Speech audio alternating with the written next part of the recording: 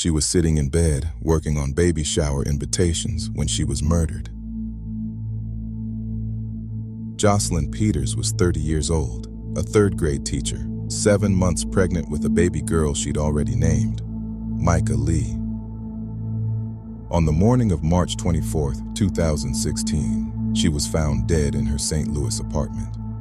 The person who found her was someone she trusted, someone who would later call 911 and tell police he had no idea what had happened.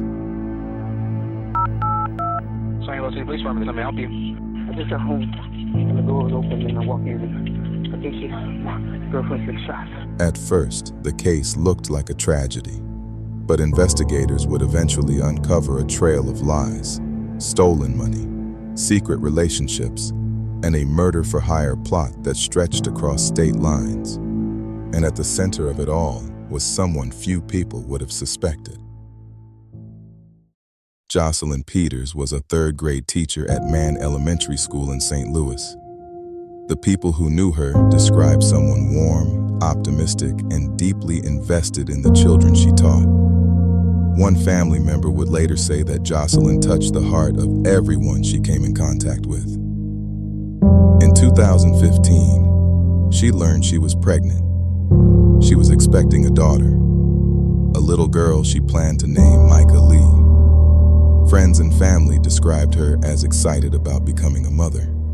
She was preparing for a future she fully expected to have.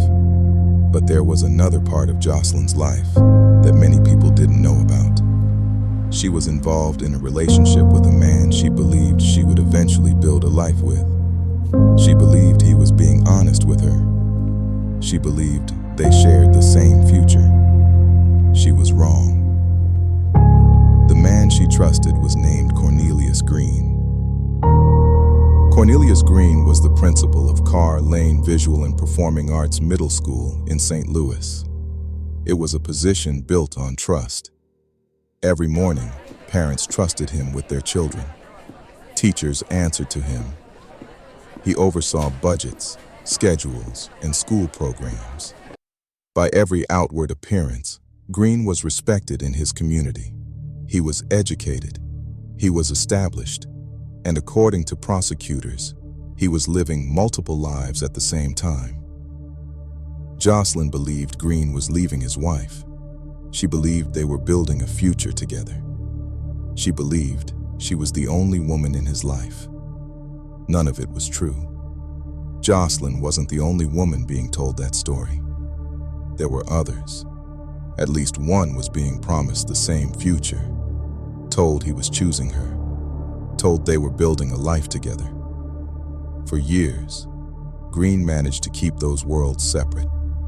Then Jocelyn became pregnant, and suddenly, the life Green had carefully constructed began to collide with reality.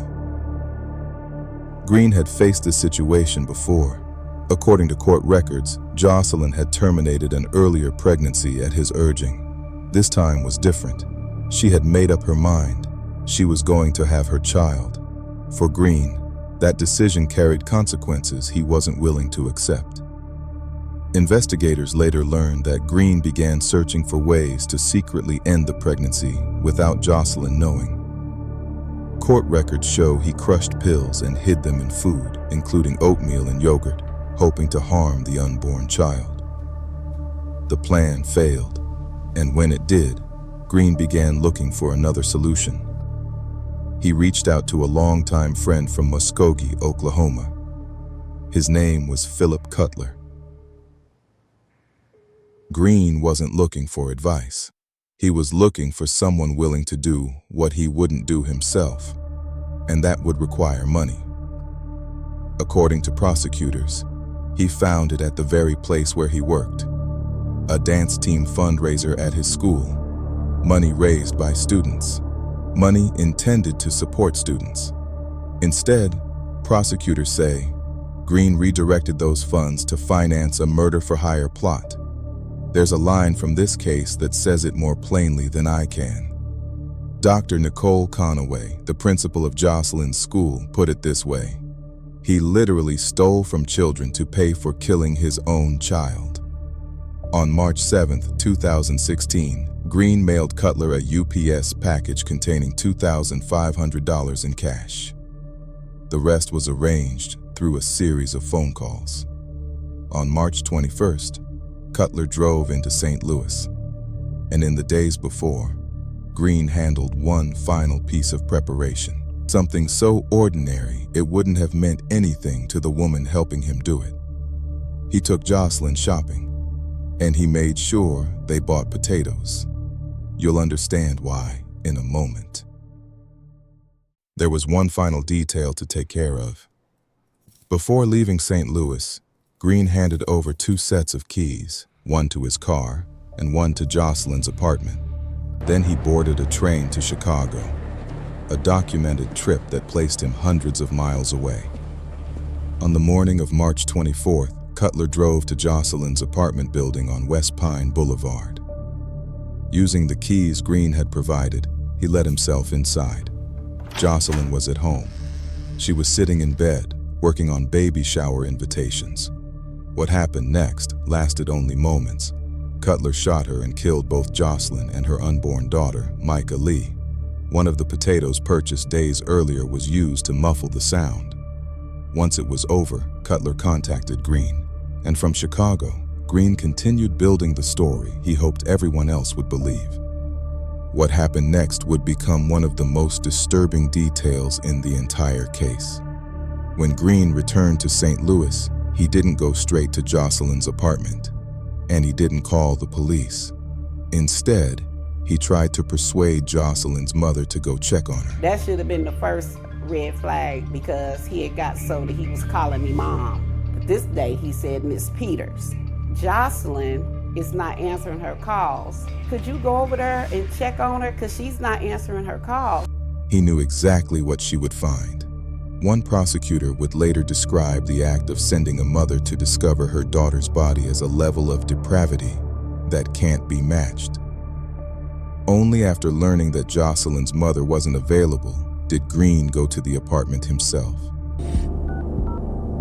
St. Louis City Police Department, let me help you. I just got home and the door was open and I walk in and I think my girlfriend's been shot. He called 911, and he began playing the role of a man who had no idea what had happened. The deception didn't stop there. Investigators later concluded that Green had repeatedly lied about his involvement. Evidence presented in the case showed that others were also drawn into efforts to conceal what had happened. On the way to Jocelyn's apartment, Lacey called Deidre, known as Dee Dee. So I called my cousin Dee Dee, but he had already called Dee Dee and but he told Dee Dee a whole nother different story.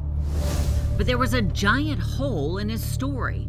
Traffic cameras clearly showed his car motoring around St. Louis. Would you like to give us consent to look in your car so we can just rule out that there's anything in there, or do we need to get a search warrant? I just don't understand why. That's why I was really mad. I don't like to feel like a criminal. Like, why would you get a search warrant? Mr. Green immediately became irate. He didn't want anything to do with anybody looking in his car. He was adamant that he didn't want his rights violated at that time, and he would assist us, but no one was going to be looking in his vehicle. What we would do is, by looking at your car and not seeing anything that jumps out at us, we would be saying, okay, Cornelius isn't involved in this. Okay. It's just part of just eliminating any possible. No, I'm not okay. I don't want anybody to be searching me. I thought it was really bad, and I apologize. I just like my rights be, and I just don't feel like I'm being treated. That's why I got mad. But the story Green had carefully constructed was beginning to unravel. That same day, Cutler was detained while attempting to retrieve Green's vehicle from the area. When officers informed him he was being held, he pulled 2 pages from a notebook and ate them. But the investigation was only beginning. For Jocelyn's family, justice would not come quickly. 6 years after her death, in March of 2022, a federal grand jury indicted Cornelius Green and Philip Cutler. 2 years later, Green pleaded guilty to conspiracy and murder for hire charges. Cutler chose to take his case to trial. A jury found him guilty on both counts. In June of 2024, U.S. District Judge Ronnie White sentenced both men to 2 consecutive life terms in federal prison. During sentencing, the court heard from members of Jocelyn's family, educators who knew her, and others whose lives had been forever changed by what happened. Both men will spend the rest of their lives in prison.